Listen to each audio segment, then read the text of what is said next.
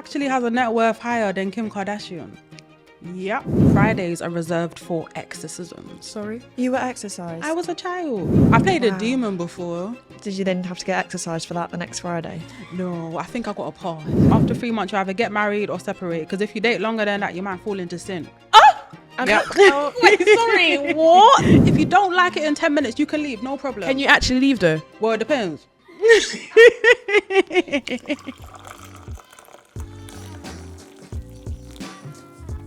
Hi guys, welcome back to See It For. I'm Lauren. I'm Christie, and this is the podcast where we talk all things that normally stay in the group chat. Now this episode today, I've been very excited for, very intrigued, a little bit nervous at the same time. We're joined by an incredible guest. We have Rachel here today. Woo! That energy, guys, come on. And we are having energy. Now, Rachel, you call yourself a cult survivor. Yes, I do. I know it's different, isn't it? A little bit different.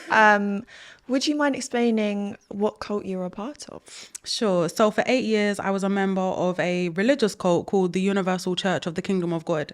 So it's a Pentecostal church, but it's really a cult. Yeah. What is the difference between like a normal Church of England versus this, what you were a part of? So the difference between a cult and a regular group is that a cult has very, very specific attributes, and all cults pretty much have the same kinds. Like, for example, it has to have a cult leader.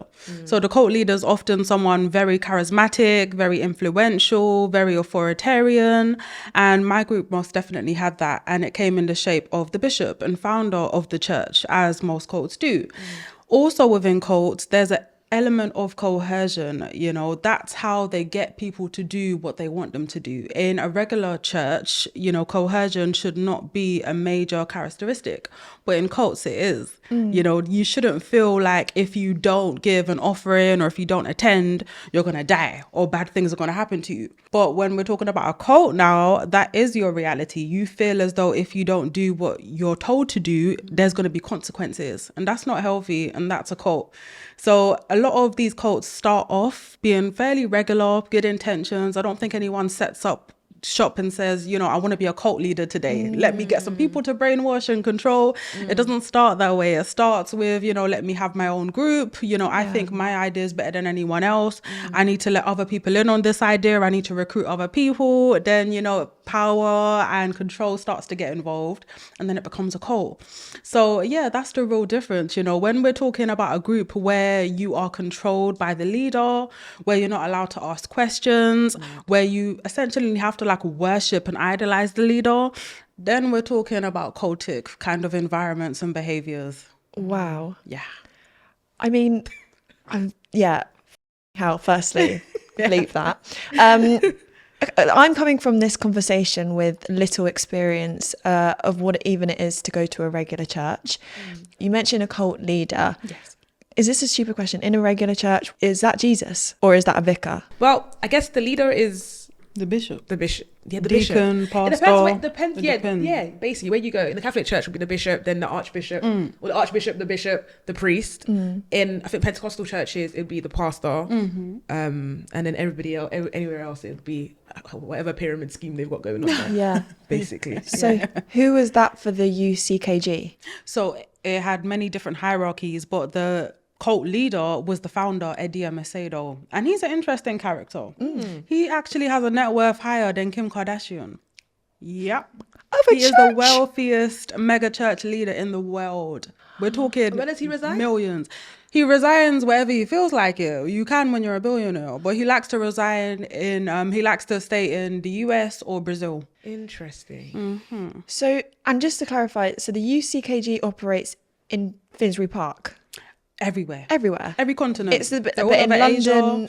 Because you expect when you Everywhere. hear about things like cults, you don't expect to be up the road. Yeah. No. And that's what gets people, because when you hear cult, you think like a weird little group in the Hidden corner in the somewhere. corner, yeah. You think something like not around where we are, right? I mean, as black people, we think it's a white people thing, to be honest with you. We're like, it can never be me, when more time, you know, they could be attending a cult every single Sunday and not even realize it. Yeah. You know, that's the issue. But what we're having now is we're having cults of all different shapes, sizes, different demographics, and they're targeting everyone, and it's local. You know, they're not just like remote in the countryside or in someone's garage. They're in the high street. Yeah. And they're registered charities a lot of the time. Come to think of it, I'm pretty sure I drive past a few UCKGs actually. Yeah, you probably do. Yeah, I think there's 3 in my residing area.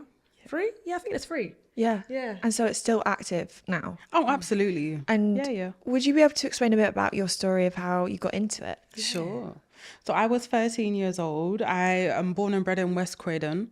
And that's, of course, where they have a branch. So one random Sunday, I was on my way into the shopping centre and then a kid reached out and said, why don't you come up? We're having a youth meeting. And I'm like, okay, what? Like, I walk by this place like every single day and I had no idea it was even a church. But I was bored, nothing better to do. And I'm like, okay, it was literally around the corner from my house. So I'm like, okay, cool. So I went in and I remember being amazed that it's a church. Like, what? Like, I lived here all my life and I didn't know there was a church here. Like, what is this? But it's like, okay, it's around the corner from my house. So fine. And yeah, it was a youth meeting. It was lively. There were other kids there and it seemed really good at first. So they were like, well, if you like today, you should come back on Thursday. We're going to be having another meeting. And then you go on Thursday and then it's like, you should come on Sunday and you should come on Monday, you should come on Wednesday. And before I knew it, every day. Every day. Every day. Question. So before being approached by a member from the UCKG, did you go church with your family before, or was church not a normal routine within your lifestyle? It wasn't a normal routine. Okay. I did go now and again with my grandma. If you was to ask me, I would probably say I'm a Christian, but I never used to be like particularly religious. Okay. So 13 years old, you get approached. What takes it from that and going to church? I mean, 7 days a week is intense, but from that to now reflecting back and saying that's a cult. It developed subtly, but very fast. So I started going when I was 13. So among those services and days where I had to attend was a Friday service. And Friday services in the UCKG, regardless of what country, what area, it's always focused on the same thing. So Fridays are reserved for exorcisms. Sorry? Exorcisms. Now, they don't call it that. They call it strong prayers or prayers of deliverance. Because, yeah, why would they ever say it's an exorcism? According to their website, they don't do exorcisms. But they be doing exorcisms. Sorry. All day Friday. Sorry, I don't want to laugh, but like, what's crazy for me is like, if they've approached you as if this is a youth group, you know what I mean? Like, you know, Oh my God, people yeah. coming together, you're fellowshipping with like new friends, meeting new people. You're thinking, okay, cool. Do you know what I mean? What exactly are you guys being delivered from on the Fridays? That's yeah. So were the kids doing it? Oh yeah, definitely. I was 13 when I first received it. 13. You were exercised. I was a child. I was a child. And in terms of what we were being exercised from, that was pretty much up to them and what narrative they wanted to kind of pin on you. Because at 13 years old, they sat us down and it was like, well, you know, what problem are you going through? What do you want God to deliver you from? And because I weren't going through anything major, it was like, and they're like, okay, so what about boys? You know, what about your studies? What about your family? And then it's like, okay, maybe I do argue with my mom sometimes. Oh, okay, so you have family problems. And then it's like, what about boys? And it's like, I suppose. And they're like, okay, so promiscuity. So they basically like fish for problems if you don't outright like have a serious issue you're going from. And then they'll take that issue and that's what they're going to go for during those services. So in those services, it's going to be like, they go around and they lay hands on your head. And remember, they don't give you any kind of briefing. You can't really give consent because how do you get consent from a child to abuse them? So it was crazy. They just literally went around. It was a mass exorcism situation. So everyone in the room would be getting it. No warning. So can you just talk us through like, okay, your first experience on the Friday, you go, you're thinking just a normal youth service, you know, youth meeting. They do this deliverance, as they call it. You leaving the place now, what's going through your head? How do you fathom what you've just experienced? How do you speak to anybody about it? Yeah, what could you just Good question. Good question. It was so normalized when you're in that environment, you know, because everyone was going through it. it was completely normal. So you didn't even think to unpack it or to question it, because everyone was kind of doing it, and it was like a mass hysteria situation. So during the services, you know, the person will come, the assistants or the pastors will come and lay hands on your head, and then they'll be whispering in your ear, the evil spirit that's causing this young girl to sleep around, come out of her, show yourself, manifest. And then you're kind of just standing there, and they make sure it's dead silent in the room. So there's a lot of kind of like psychological warfare going on, because they make sure the room is like dead silent so that you can hear what's going on around you. So some people will be like screaming and, you know, like rolling around on the floor. Like it will be a whole craziness, and it's a mass hysteria situation. Yeah. So when you're new to it and you're being told, you know, the person's in your ear saying the evil spirit that's causing this person to sleep around or to have fights in their family, come out, show yourself. Crazy. If you know that you may have those issues, it's like, okay, maybe I do have a demon. So maybe, maybe there's something to it. So then they push your head back, right? And they try and like provoke a reaction. So fall back. Yeah. So that when you step back now, they're like, yes, the evil spirit that's there, show yourself. And then the prayer intensifies. And then next thing you know, they put you at a headlock. Yeah. And this is something they do across all UCKGs in the world. The UCKG is like, it's like a franchise. It's exactly the same no matter what country you go to. The same protocol, the same kind of language, same thing. So as you start to respond to the prayer, it gets intense, and then they literally put you in a headlock and hold you. And it's weird when it happens, because it is definitely mass hysteria, but you're feeling like this is what you have to do in order to be delivered. So you kind of, there's a side of you that's like literally fighting to get out of the headlock because you can't breathe and you're in pain. But then the other side is like, okay, but maybe this is the evil spirit coming out of it. So yeah, it's literally maybe half an hour, 45 minutes. And then after it, you're knackered, you're, you know, clothes ripped, hair a mess, bruised, cuts. And it's like, but at least I'm delivered. See you next Friday. Yeah, it was crazy. Wow. And because I said everyone was doing it, like all your peers around you was going through the same thing. So you don't think twice about it. Yeah. And that's a way that they kind of make you even more vulnerable, you know, so that you feel like you owe them something, you know. So that was Friday services. We had to go on Mondays to pray for our finances, which was basically our studies as well. So they were like, you're studying. Okay, so you need to come on Mondays to pray for your financial life, for God to bless you. And then tithe came into it. I started tithing when I was 13 years old. What's tithe? So tithe traditionally in the Bible is an Old Testament situation, right? So they basically, a lot of churches these days believe that members have to give 10% of their income to the church as per the Bible. But that's often taken out of context because it's an Old Testament rule, and you know about that, yeah. But you see, it's a way that a lot of these more unscrupulous churches get passive income, because if they kind of hammer down on that Bible verse and say, you know, you have to give 10%, it's in the Bible so that God can bless your life, you're going to do it. And in our case, they take it to an extreme, because they didn't just preach tithe, they preached that you have to give the very first 10% of your income. So whenever you get paid, or in my case, whenever you get pocket money or something, you have to take the first 10%, get that change, put it in your tithe envelope, and then keep the 90. And that's just off the top. That's like the base kind of income you're giving to it. Then you're giving offering every time you go service. And if you go in services like 4 or 5 times a week, then, you know, you have to give offering. And then there's this big thing they do twice a year where you have to give some kind of large financial offering for some kind of miracle. Oh. So you're constantly putting money in. You're constantly putting money in, like literally every single time. Money. It's crazy just hearing you speak. Is what you're telling me is annoying me. And it's annoying me because initially what they're using the Bible, like biblical scripture, and turning it for financial gain. Yeah. Yes, it does say you can tithe. You should tithe your 10%. But as a Christian, I don't tithe all the time. I can't lie. It doesn't make me a bad Christian. Do you get it? I feel like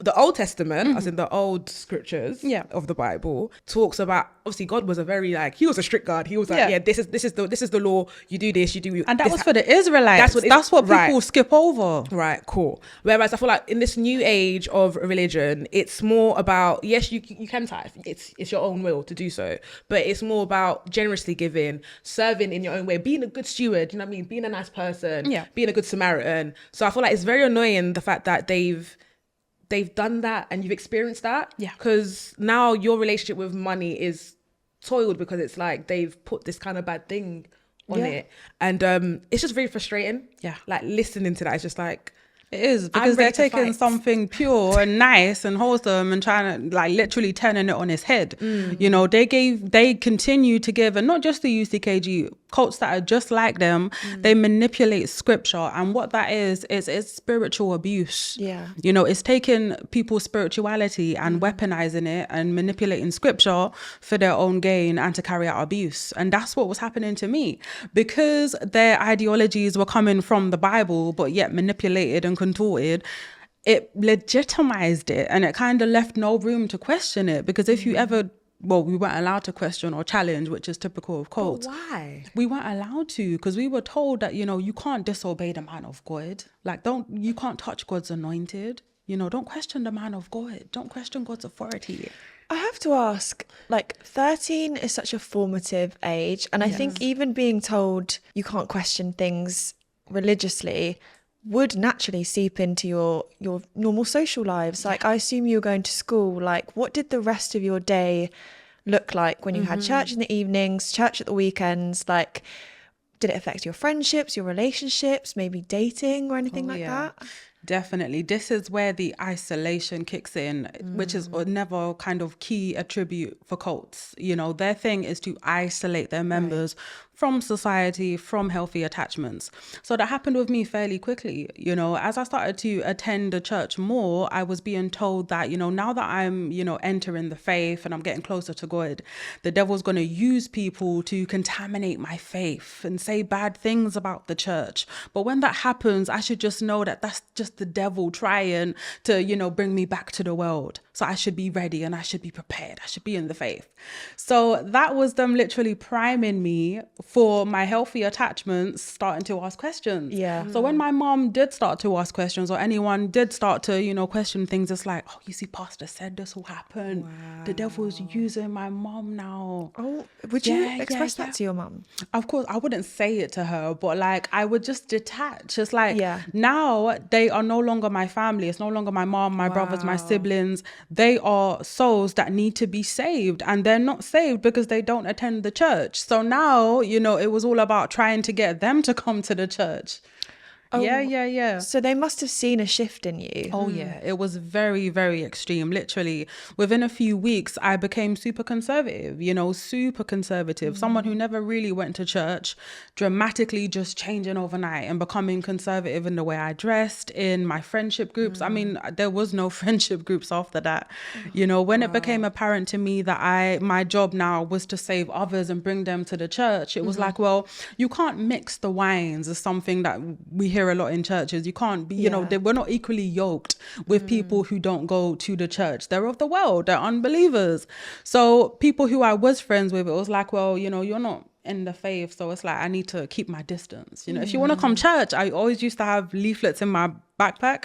Wow. Yeah, so it got so bad that I stopped having lunch and breaks. I fasted for most of the time. There were some times in the church where they would say we have to fast for like 12 hours for some event we're having. Not okay. Especially child you. Like, just... It was crazy. So I pretty much gave up on lunch, and my mission during lunchtime was to go around the playground and hand out leaflets and tell people to come to the church. Yeah. And I would literally spend my other kind of lunch like in a classroom tucked away with my Bible, away from the people of the world. Babe. Yeah. That was my life. Can I ask, did anyone at the time throw around the word cult? No, they didn't. Really? They really didn't, because back then it's not what we see now. You know, Facebook was a thing, but like no one was really talking about cults like that, especially not in like popular culture. There was nothing like it, you know. And I suppose, people couldn't put their finger on it. My grandma started to suspect something was up for sure. Like she knew something was up. My mum did. But again, with these kind of cults that target young people, it's the perfect disguise, because to parents, it's like, well, at least my kids are not in a gang. At least they're not out there getting pregnant. They're in church. What's the worst that can happen? And plus, because it's local, it's like, well, it's even better. You know, my young person's literally down the road. You know, they're having their little youth group. It's a charity. What's the worst that can happen? but the worst that can happen was me being exploited, That. physically abused, isolated, and that Yeah. was my life. And then when I became 15, it kind of stepped up a level. So I now was deemed as someone who was delivered. Okay. Someone At 15. At 15, delivered. So the first time you had the deliverance, you weren't delivered. That was every Friday for about 2 years. Yeah. Every Friday we had to go through that until we were deemed to be delivered. So age 15 now, I was delivered. I supposedly had the Holy Spirit. So now it was time for God to call me to do the work of God and to become an assistant. Now, Assistant of what? an assistant of the church. Okay. So that basically means that I was just under the youth pastor. We had to wear this elaborate uniform that looked like a British Airways uniform. I'm talking the little navy jacket, the little skirt, little shoes with the little buckle. I thought I was it. I thought I arrived. Because in these cults, hierarchies, everything. I'm like, yes. Do you know what? You explaining that now, it's funny because I remember going to school and I think there was another church called VYG. That's it. Oh, okay. That's the time. literally it. Is it the same? Is it It's the same VYG. That's the UCKG? youth ministry. That's the That's the same one. Oh, okay. So I knew of an organization called VYG, right? That's the and one. they would come outside your school and they'll be like, yeah. So That might have been me still. With your little. Hi. So they used to come outside the school and they'll give you leaflets and then they'll try to ask for your number. Yep. Yes.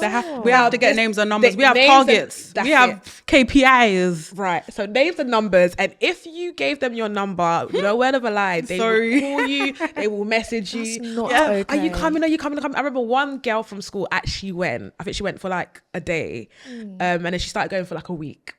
And then all of a sudden, obviously girls' schools, we used to have our, roll up our skirts, whatever. Yeah. The following week she came in, the skirt was at the bottom. you see? The hair was styled like a different way. And I was just like, something's not right That's here. crazy. Because you're like the loud one of the group. You're the, like, where's the joyful? That's crazy. That's how my life. quick It was, That's literally it. literally. And I think for me going to a Catholic school, even though I shouldn't judge, but I think back then I was very wary of that. Maybe I was probably woke at that time. But I used to, it's funny now because I go to a Pentecostal church. So I grew up in a Catholic church. And when I would hear things like, yeah, the VIG are doing this, a youth group. I'm just like, I hear it, that's great, but no, something's a bit strange there. Like, what does it mean that you guys have to go to church Monday to Friday? When do you spend time with your family? When do you go out on people's birthday parties? She never used to come. So it was just like, your youth is basically robbed from you. Yeah. So I had a kind of like a perspective where I was like, yeah, you guys are weird. Yeah. Even though it's a bad way to say, but it just didn't Very sit weird. right with me. But then in a way I didn't judge because it's like, oh, they're doing something for God. They're being good people. So who am I to judge? Cults are notoriously antisocial. Like, they ride by themselves. They tend to not collaborate with other people. And that's the never difference between a healthy religious organization and a cult. Healthy religious organizations, they understand the importance of collaboration, working with other people. If you're a member of our church today and you're moving and you want to go to another church next week, amen, go for it, God bless you. But in a cult now, it's like gang war. It's like, what, you're an up now? Like, you can't go to another church, how dare you? Like, literally, that's the difference. So it's so hostile. Cults don't work with other cults, and even worse still, the UCKG used to accuse other churches of being occults. Oh, they And do other be cults doing accuse that. they're literally, that emoji with Spider-Man, they're pointing at each other. That's literally cults. That's literally how they go on. They call each other cults, but they never accept that they're a cult. Lacking some self-awareness, huh? Literally. Zero self-awareness. That's crazy. So when you're here with your British Airways uniform, not sponsored. Cost over £400, by the way. Christ! Yeah. But £400. they made me feel like it was a favor, that I was honored to be able to buy this uniform. Wow. So I assume as an assistant of the church, it's a lot to do with recruitment, is Yes. it? Were you told there was a specific type of person to target? Yes. Wow. So we had to do a lot of street evangelism. And I say evangelism because it weren't really evangelism. Evangelism would entail you having to tell people about God and, to be saved and all of these good things. Cult evangelism is recruitment. So that's us literally going to get people to be a member of the church or to attend some event. So we had to do this day in, day out in the mean streets of West Croydon. Wow. Like West literally Croydon. kids in our little uniforms outside on the street in West Croydon. And we literally had to target everyone, adults, drunk people, even people of other religions, like people with hijabs. It will be like, go and speak to that girl, tell her to come. And sometimes it will be so bad, they'll be like, don't mention church. Say it's a youth group. Oh. I mean, we're allowed to mention church. And it's like, well, they'll figure it out when they get there. But it's like, it's deception off the bat. Like, how are you not going to tell people it's a church? It's literally a church. So, we have to target like, everyone. what is the script like? Like, what? How would Yeah, you the say? same. So, It's all if the you're same. approaching a woman with a hijab, what are you saying? Oh, it's the same thing. Hi, can I have 2 minutes of your time? We're having an event on Sunday. It's going to change your life. Do you like dancing? Okay, but do you like singing? I would. Hey, come. Yeah, let me come. Do you know what I mean? Like, I'm sold. I've got nothing to do. Yes, go. Exactly. It's like, just come for 10 Dangerous. minutes. Come for if you don't like it in 10 minutes, you can leave. No problem. Can you actually leave though? Well, it depends. What's that meme? Ushers, close the door. So what? So it comes to Sunday. Yeah. I've come to the event. What is the event, firstly? And how do I leave? Good question. Like- the events vary. They have dance events, they have football events, they have events around, I don't know, like road life event, like, you know, come off the street event, knives not lives event, whatever harebrained scheme they think of, they put it into an event. And it's all the same kind of thing. It's the same kind of marketing. It's one of them churches where they have them dramas, you know, them dramatic churches where they have the plays. Yeah, I've With heard the about demons come out and you know them wow. ones. Yeah. I heard about it. Yeah. It was very much that. So every event would have like a lame play and they're exactly the same. And in all these years, they ain't changed. So it always has the main character and they always take a new person who's kind of new to the fold and put them as a main character to make them feel gas. Like, yeah, you're the star of the show. Psychological. It is, because you feel like you're part of it. And then because you're the main character now, you're even more inclined to like invite your friends to come to the event. Oh, I'd be sucked in. I'm such a spotlight taker. Wow. And they know that young people are often disenfranchised and they don't have a lot of power and a lot of influence. And then they literally hand it to you. It's like, yeah, God wants to use you. You know, God's going to use you in this performance to save souls. What was the play? Oh God, there were so many different plays. I played a crackhead. What? I played a mom. I played the teenager who got pregnant. I played the one that died without salvation. I played the auntie. I played every character you can think So of. not stories we'd know. No. So this was like situations where you'd have the angel come and then the devil come. Yeah. I played Wow. a demon before. That was fun. Did you then have to get exercised for that the next Friday? No, I think I got a pass. You got, what did you get? 15 at this time. Yeah. So she was delivered. She was 15 at this time. Oh, Yeah. you were 15. I was delivered. But, they, you know, yeah, demon 1, demon 2. They had a few demons. Never really angels, now I think of it. They were heavy on the demon. Of course they didn't have any angels. From all of this, and sorry, I don't mean to laugh, because it is It's a fucking lot. crazy. It's a lot. Yeah. At what point did you go, probably something a bit off here, Yes. and this is not serving me? Because if this becomes your whole life for however many years, admitting out loud to yourself or to the people around you, I'm in a cult. Like, I think even people that have been in cults their whole life struggle to actually verbalize that. Yes. Like, what was that like for you? It took me years and years and years. I mean, I started when I was 13. I left when I was 21. Wow. So age 15, I was an assistant, you know, spent my life in the church, cleaning the church, all weekend in the church, you know, most So, weekdays. 9 my to 5? life. No, I mean, I did get a little part-time job, but still I was expected to be in the church doing church things, right? age 19 now, it was like, well, Assistant Rachel, because even though I was a kid, I had to be referred to as Assistant Rachel or Miss Rachel. You know, no one dare call me by my first name, because that wasn't the thing. In these cults, hierarchies, everything, you know, when you do good, positive reinforcement, here's a promotion, here's a title, and it's not paid or anything like that. But, you know, it's a means of control. So it's like, well, you know, now Assistant Rachel, you know, you've been in the church for a while, you're doing the work of God, you know, maybe God's ready to bless you in your love life. So now they're directing your love. Oh yeah, we couldn't date anyone outside of the church. They had to be a member first and foremost, and even then you had to get pastor's permission to date, and you have to be interviewed to make sure you're worthy of dating. So in this interview, they're not going like, do you like going for ice cream? Are you looking for a boy like that? What are they asking? Are you delivered? Do you have the Holy Spirit? How many times do you attend church in a week? You know, how many souls did you bring to the church? Because we call them souls. They call new people souls or youths. God. So ideally, you don't have a sense of who you are. You don't know what your identity Yeah, is. yeah. Your identity This is a has really good literally point. been robbed. Yeah, And completely. For instance, I'm guessing when you're at home, you'd be watching shows on TV. I'm pretty sure you watched movies and stuff. Well, boy, that was a great area, because we weren't allowed to listen to worldly music.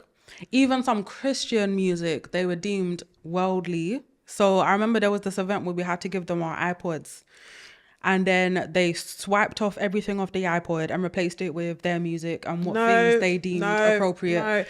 We weren't allowed to watch certain things. We literally, everything was controlled. It got to a point where they introduced this sorority within the group, which was created by the cult leader's daughter. And she's like a celebrity in the cult, right? So she introduced this thing called Godlywood.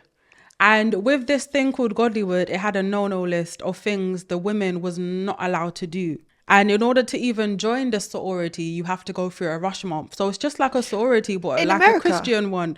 It's in the UK. It started in America, but yeah, we had to take part. So, you know, I had to go through rush month. I had to abide by this no-no list. And in this no-no list, you weren't allowed to wear thongs. You weren't allowed to wear certain color nail polishes. Only nude, red or pink color nail polishes. No thongs, because that's worldly. You weren't allowed to hug boys. You weren't allowed to have friends with boys. You weren't allowed to have friends with anyone who didn't attend the church. You weren't allowed to wear jeans to the church or to services. You weren't allowed to wear jeans to services. Yeah, they'll let you wear it to the youth group, but just not regular services. Right. Yeah. And the list went on. There was too many to remember. Rachel, I'm actually so sorry. Like, I'm very angry, and I'm angry that there's actually people out there that are in these situations and they don't have a way to come out, because like, just hearing what you're saying, they're not preaching or studying the Bible. The Bible there's nothing in the Bible or in any religion that says do this, you can't do this. Do you know what I mean? Exactly. It's like we all have free will. So fair enough, you can have your rules, but allow people to be themselves. And I feel like just hearing your experience, you were robbed of that. Yeah, Absolutely. there was zero free will. You could not do anything you wanted to do. And because it's coercion, it's always a thing where it's like, well, you know, we're going to have this event where, you know, we're going to give our best offering to God. No one's obliged to take part. You don't have to come and take this envelope. But if you don't expect God to bless you. You know, it's always that kind of coercion, so that they can lean back and say, well, we didn't force anyone. Yeah, but you certainly coerced them. You know, there was a whole bunch of coercion. I mean, I didn't know who I was, what I liked. No. My identity was the church, because unlike a healthy church, they didn't give me my space to be my own person. You know, they told me what I should look like, what I should sound like. Like, did you notice your friend started talking different? Well, I think by the time it got to a good couple of months, She didn't talk to you no more, innit? we didn't talk to her, then she came back. So it was fine. Yeah, she came back. But you would have noticed she started talking different. Yeah. Because they talk different. In cults, they often have their own little language and their own little terminologies and buzzwords. And the UCKG is heavy on this. Like, if I was in a room full of 10 people and one of them was a UCKG member, I can tell. So now there's a book I need can to tell. study to know how to... Yeah, can you give an example of what it sounds like? Ooh, they sound, so basically they all try and imitate the Brazilian founders. So they'll try and talk. You have to come to the church on Friday and you have to pray. My friend, you have to calm. They all sound exactly the same. And if the founder says like a word repeatedly, like in it, he wouldn't say in it, but if they were like in it, then they'll be like in it. They imitate the leader. They literally imitate the leader. And even though we're kids from the hood, we were sounding like a really odd kind of like Brazilian twang, you know, and they had us talking different and just moving different and dressing different. I mean, as you remember from your friend, you know, I was dressing like an auntie. Like I was wearing size 18 clothes because you weren't allowed to show the shape of your bum. Wow. No, because you don't want to cause the other men to fall into sin. Because then he's not just him falling into sin, you're falling into sin for causing him to fall into sin. Jeez. So you better keep your bum covered up. I always think with cults, no offense, but it sometimes feels like they just make it up on the spot. They do. And like the idea really of like the sorority rush thing sounds a lot like, you know, they watch the House Bunny or something and then gone like, yeah, that's good, we'll stick that in next week. like how is that allowed? And is that across all churches then? How does all churches then have this sorority? No, the UCKG, of course. As in the UCKG, all of them the had to different do branches, they all do that. They all did it. It was so gross. And it was like a cult within itself, because if you made it into the group, now I went through Rushmore maybe 3 times and they didn't let me in. Okay, so both times I was denied access. Looking back now, it's a good thing because I saved myself a bit of trauma, which is good. But at the time, I was like a reject. I was like the scarlet letter, like I'm not worthy, I'm not good enough. But when you're in now, you basically had to, one of the first things the girls had to do was they had to tell a secret to their big sister. Huh? So they had like big literally sisters. From like TikTok. I swear, like what? How have they got? It's true. Like why? You how have to do they tell come a up with these secret. things? And it was literally in black and white. You have to tell something that you've never told anyone to your big sister. And the big sisters were the pastor's wives. They were like worship. So in the UCKG, they don't believe that women should preach. You can't be a pastor. You can marry one though and be his little helper and wear the little uniform. Not be his little helper and wear a little uniform. But you cannot preach. You cannot preach. So yeah, at one point I wanted to be a pastor's wife. Yeah, I was in my little uniform. I'm like, I'm going to marry a pastor. Did you get married within? I did. Oh, wow. I got married age 19. It seemed like a really good idea at the time. I mean, we don't judge, obviously It not. idea. That's It was terrible. mental. I had nothing. Who was that guy? We attended the same church, and that was about it in terms of what we had in common. We were the same age. Okay, so from 13 to 21, if you don't mind asking, how long were you married for? So I got married 19. We separated during the second lockdown. Okay. Yeah, because I tried. God knows I tried. Yeah. But unfortunately, 3 years? So when I left the church, I'm skipping ahead a bit. I know if we can go back. But when I left age 21, he left maybe 3 years after I left. Okay. And then we had our son. And then, during the second lockdown, it was like, you need to get out of my house. Like, because we weren't meant to be together. We didn't know each other. We hadn't, like, the only thing we had in common was the church. And the church knew that. You know, the church, even until today, like they do like maybe 1 or 2 weddings every weekend. They be marrying off young people. Do you know? Marrying off young people. So again, identity. As a female, I know when I want to get married, you know, I want this dress, I want that. You didn't have that. I got married in one little 1950s dress. I didn't know who I was, what I did. What is the fashion in there? It was crazy. What is your viewpoint on marriage or weddings now? Well, now I'm of the understanding that marriage is a legally binding contract. So you probably shouldn't be doing that on a whim. Not a good idea. And I asked, on the day you get married, you're partnered up with this man. I assume not on your preferences or your Hinge prompts. It's based on like your. I didn't have no preference. My only preference is he saved? Is he delivered? Does he attend church? Is he in the faith? So when you're meeting That's about together, it. like what are you chatting? Did you have Church. anything? Oh yeah, that'll be it. Church. That was literally it. It was so it. crazy. It was mad. It was so crazy. In the UCKG back then, there was a rule. You had to either date for 3 months, and then after 3 months, you either get married or separate. Because if you date longer than that, you might fall into sin. Yep. Wait, sorry, what? Yes. What do the dates 3 look months. like? Yeah. The dates were very, very childish because you're scared to touch each other for in case one for in case we go to hell. We can literally lose our salvation if we like lust after each other. And we don't want to lose our salvation now because the pastor said that a bus might come out of nowhere. If you don't have your salvation, you can die at any moment. So it was like, it was a serious thing. So yeah, we decided to get married. And then when we got married, so another weird thing about this particular cult is they don't legally marry you. You would think a church of that size will have the wedding license and legally do it. They want no part. And now we know why. But they make you get married in the registry office and then they do up the big church wedding. So I got married in the registry office, right? And at that point, it's like, we're husband and wife. This is not a sin. Let's get to it. Were your parents family friends? So most of my family didn't come. Most of my friends didn't. And it's simply because we was estranged. I cut myself off all of those years. So when they heard I was getting married age 19, it was like, what kind of foolishness is this? Getting married to who? Yeah. Like what, when? Like what's happening? Like, so some did come, but yeah, most of it was crazy. Was my cousins even there? I don't think my cousins was there, Wow. It was so crazy because my church family was there. But it was just so weird. So did they make you think it was something legal and then it actually wasn't? No, because we did get married legally. Because they make you get married legally and then they do their church wedding. Right. So, yeah, I mean, my mom was taken aback. But, at that point, she knew she couldn't stop me, unfortunately, because of my age. And I was so stubborn at that point. And that's another thing with cults. You become super defensive of it. And that's how you know there's a red flag to a group. Because generally speaking, you're allowed to critique a group. Everyone has their free will, their own opinions.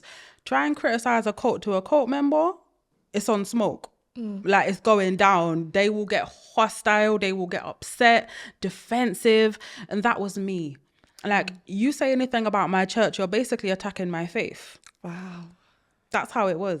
So even though my family would have had doubts and suspicions, they wouldn't have dared say it because that's, for me, it's like fighting words. Like you're talking about my God, you're talking about my church. So it was so difficult for them, because they saw all of this going on. And another thing is, people don't walk around looking like cult members and looking needy and all sad. You don't look like it, especially in this kind of environment where,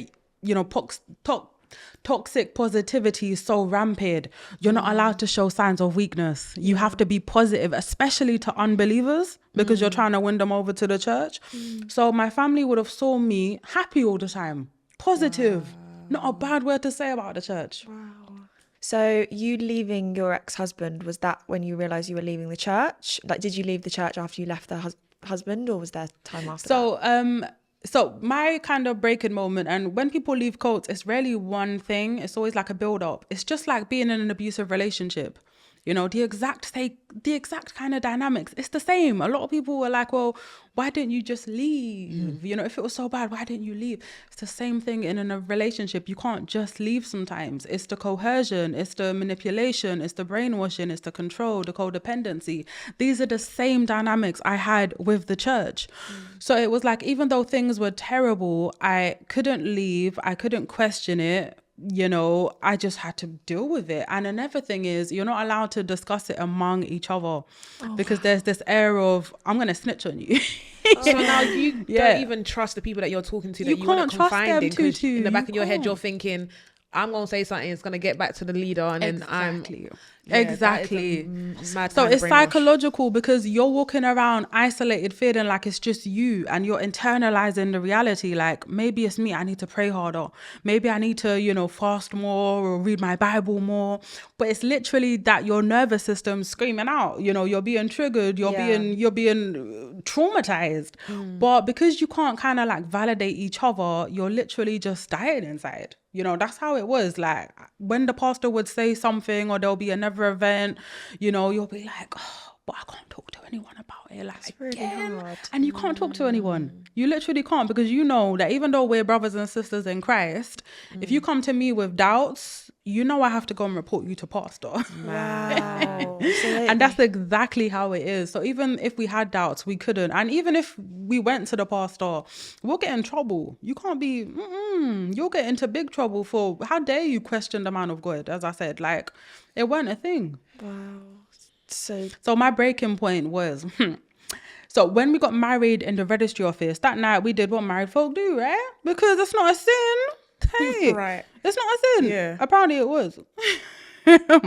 So the next day now, I go to the church, and no, we didn't have a honeymoon because we're broke, as most members of cults are, because their money is going into the church, which is funny because it's a prosperity preaching church. So it's all about prosperity. If you give, God will give back to you. Okay. We weren't receiving anything, but yet we kept on giving. So we were dirt poor. So the next day now, I go into the church, and the pastor's wife quizzes me about what happened. She was like, well, did anything happen last night? And she said it in a jokey way at first. And I'm like, yeah. And then I saw her face changed.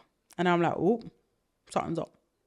So then I later on that day, that's the thing, in cults, there's no boundaries, zero boundaries, 0. You're vulnerable 24/7 to whoever, is responsible for you, whoever's leading you.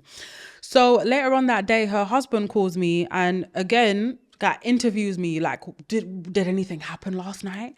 What happened? And then immediately I'm like, okay, something's going down. Like, what now? Like, what is it? So then I receive another phone call being told that I need to go to Finsbury Park to the headquarters, that the lead pastor wants to talk to me about what happened.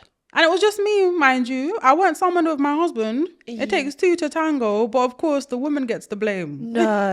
Yeah. So then I went from Croydon all the way to Finsbury Park. I was taken into a little room upstairs. It was just me and the pastor, who coincidentally is now the bishop in charge of the UK. He was in charge of the assistants back then. So we went into a room, and maybe an hour and a half, he was like interviewing me about what happened.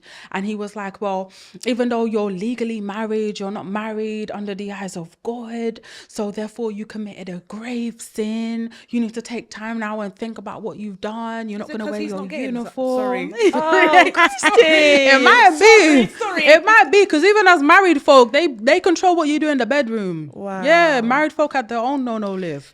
So yeah, it wouldn't surprise me. But yeah, from that moment on, I was demoted. No longer assistant Rachel, just plain old Rachel. And that was like the worst thing in a cult. In a cult, to be demoted from a position, that's like the worst thing. I basically got fired. No more uniform, no more Miss Rachel, Assistant Rachel, just a regular old Rachel. That cut me deep, because I was like, yeah, I've done everything that, like, this ain't right. This not a sin. We're married. At that moment, it was like, yeah, that was like the straw that broke the camel's back. And then from that point, I started quiet quitting. I started really quiet quitting because, and it was difficult because they literally threatened you. They literally threatened you to leave in. They would be like, there'll be times where they would have a meeting, like a crisis meeting. And looking back, those crisis meetings only happened when something big happened in the church, like some kind of scandal or someone left. And they would have these crisis meetings to basically like scare you into not leaving. Wow. So there'll be times where they would get like really graphic images. So I've seen probably maybe 2 or 3 graphic images in the church. One was a former bishop who was involved in a motorbike accident, and he was basically decapitated. Another one, a former assistant, they hung themselves, and they would show these images on the projector as like a warning of what would happen if you left. And the message will be like, well, this person was where you are. They were in the church, they were in the faith, and then they left, and now look at them. And that happened like a few times. So it's like, if you leave, bad things are going to happen to you, and you actually believe it. Like, you believe it. And it was so deep where it's like, not only would bad things happen to me, but would happen to my family too. Yeah. Because the only reason my family is not dead right now or suffering is because of me. I have the covering of God. If I leave, there's no covering. That's obviously like a channel of brainwashing. Yes. But that can probably lead to things like OCD and intrusive thoughts and things like that. Definitely. I had so many panic attacks, so many, because they were big on, the rapture. And I remember back in 2012, they were one of the big pushers of the world's going to end. I mean, I swear fairly recently there was one. Again, yesterday. on TikTok. Yeah, it was yesterday. Apparently it was meant to be the end of the world. What do they do the next day when they're like, oh, no, well, do you know what I mean? It happened. It makes you wonder. It makes you wonder because the world was meant to end in 2012 for the UCKG. Yeah. Like, they were literally preparing us, like, there's a strong possibility the world's gonna end. And I remember they had this night vigil, which is like an all-night service, and they were like, you have to try and bring your family because there's a good possibility, you know, Jesus will come back. And he didn't. And it was like, okay, at least we're prepared. Next time. Cut. Oh my gosh. Literally. So you obviously left the church, and you now campaign for survivors of the cult and support them, and obviously tell your story. Rehashing all of this out every day is really intense, but how important is having this conversation today, and also bring it into people that aren't religious? Like, me having this with you today has opened my mind so much. I feel like there's been a massive influx this year, especially of a lot more Gen Z and millennials going to church. Not to say they're going to the UCKG, but I think we're all deeply searching for a sense of guidance and community, and it's really important to be able to see the red flags and green flags, especially because what is hard for me to understand is how much you give of yourself to the church, and then I guess how much it gives back. So in these cases where they're asking for money, they're asking for your time, they're asking for a greater capacity than what you can give. Like what is normal? So I think it's amazing that you speak out about all of this.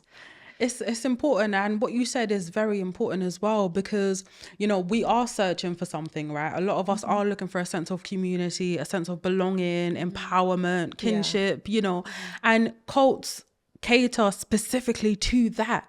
You know, because now I speak out not just about the UCKG, but about cults and spiritual abuse in general. You know, I hope many survivors from many different cults. But the important thing to understand is cults are so much more bigger than what we think. You know, there's different kinds of cults. There's religious and spiritual. There's self-help. There's political. There's wellness cults. There's so many different cults. And the reality is, no matter who you are, whatever your vulnerability is, whether it's your kind of, you know, frustration at, you know, civil society or politics, there's a cult for you. You know, no matter what you're going through, there's always going to be a cult that is literally vying for your attention and your vulnerabilities. And that's what makes it so difficult. You know, with young people searching for a sense of spirituality, cults are the perfect opportunity, because cults morph into exactly what you want them to be. And the reality is nobody, and I mean nobody, wakes up and Googles what's the nearest cult to me. Like, no one does that. A lot of people think, well, you must have been stupid to get involved. Like, no, I didn't join a cult. I joined a youth group. I joined a church. For other people, I joined a political party. I joined a social movement. It's never a cult. It's not until much, much, much after that you realize it's a cult. So that's the dangerous thing. So having these conversations is so important, because the reality is, if you yourself haven't been in contact with a cult, you probably know someone who did. You know, cults are widespread. You know, they are so widespread, and they are sophisticated. You know, they literally can morph into whatever you want them to be. You know, there's so many cults, so many. And it's so easy to spot when you have that eye. But you can tell, you know, the difference between a healthy group is that, you know, you have free will. You know, you're not coerced. If you want to leave, you can leave. You're not defensive if there was any questions or challenges. But when you're in a cult now, it's the complete opposite. I just want to fight. It's a lot. Question. So with the UCKG, what's their tagline? Did they have a tagline, or like, do you know have a lot of like these? Oh, okay. Yeah, they got one. They have two. We have a heart to help. Oh, yes, and stop suffering. That's their tagline. Yeah, it literally says "stop suffering" on their headquarters on Finsbury Park. There's a big sign, "Stop suffering," and it's like, yeah, well, you guys made me suffer. Like, what the heck? Yeah, that's horrific. So have you ever heard back from any of them seeing the work that you do now, speaking out against them? Yeah, so it's a classic cult. So cults never put their hands up and say, oh, we apologize for destroying your life. You know, they never do that. It's always, you're persecuting us, the media's against us. It's always the exact same.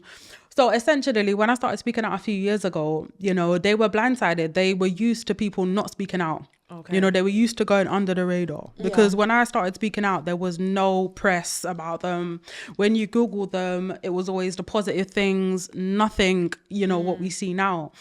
So when we started getting this attention, they of course played it down. You know, there was a meeting they held, a crisis meeting, as they do, where they were basically slagging me off. You know, I'm being used by the devil. I left because of sin. I have mental health issues. They were throwing a whole bunch of stuff, and someone who was also quiet quitting recorded the whole meeting, and that ended up in the Guardian's podcast. Yeah. But they didn't expect that, because cults bet on silence. You know, they thrive off of silence and people being afraid of them and not speaking out. But I decided to change the narrative. You know, when I started speaking out, which was after my separation, because when we separated during lockdown, for the first time I had the strength to kind of talk out, because even though my ex-husband left, he was still very much afraid of them and he wouldn't speak about it. So it was always like a grey area. I couldn't fully explore it. Whereas when I separated now, it's like there's nothing stopping me. Why don't I like go live one day? So I spoke to a friend who also used to attend, and I'm like, I'm going live. Come on live with me. Let's do this. And then we literally went live. We spoke about the unspeakable, because that was like the worst sin. Like the worst sin was to talk badly about the church. That was like the ultimate, like surefire way of going to hell. So even though I left many years at that point, it was still scary. I felt like I was doing something illegal. Like it was so crazy. I'm like, am I going to die now? Like is something going to fall out of the sky? But then it's like, Rachel, you're not in a cult anymore. You're safe. Yeah, I had to like calm my nervous system. Like it's okay now. Like nothing bad's gonna happen. You're talking your truth. And after that, the floodgates opened. You know, people started to see the lives, and they also wanted to come on live and share their story. And the silence was literally broken, because up until that point, there was no kind of exposure. You know, now and again, people would speak out about these groups, but there was no kind of central organization for it. It would just be like one person here, one person there. But it quickly turned into a thing where I saw there was a need for this. Like there's a need for this to be done properly. We need to give survivors a voice. The church's response was to basically, they tried to kind of weigh it out and hope that I would just like, you know, kind of burn off and like stop. But it didn't happen. It got so much more worse. So they've never apologized for anything. They've never reached out to me. It's been pretty much just trying to ignore, but you know, still kind of, you know, she's being used by the devil. You're not allowed to go. Like it got so bad, I think last year, that the pastors actually started searching the youth's phones and started, you know, let me see your phone. If you're not doing anything wrong, you know, let me see your phone. And they would actually go through some young people's phones to see if they're following me. And they would patrol my comment section. You know, there were some young people who left comments, maybe agreeing with something. And then they were being told, you know, to come in for a meeting. And it's like, why did you comment this? You know, didn't we help change your life? You know, you're making the church look bad. It was crazy. Above all, you're doing that. Like you're providing a safe space and a platform for people that they'll feel pressured to stay in it now, but like there is the space for them to be supported when they're ready. Yes. And I think you're an incredible person, and turning that kind of trauma into something so impactful that can save so many other people is amazing. Thank you. So honestly, thank you for sharing your incredible story. And where can everyone find all the information about you and what you do? Sure, we are widely on social media. So we're on TikTok, Instagram, Blue Sky, Surviving Universal UK. You'll find us on all major platforms. Incredible. Thank you so much, Rachel. We've Thank loved you. having you. Thank you.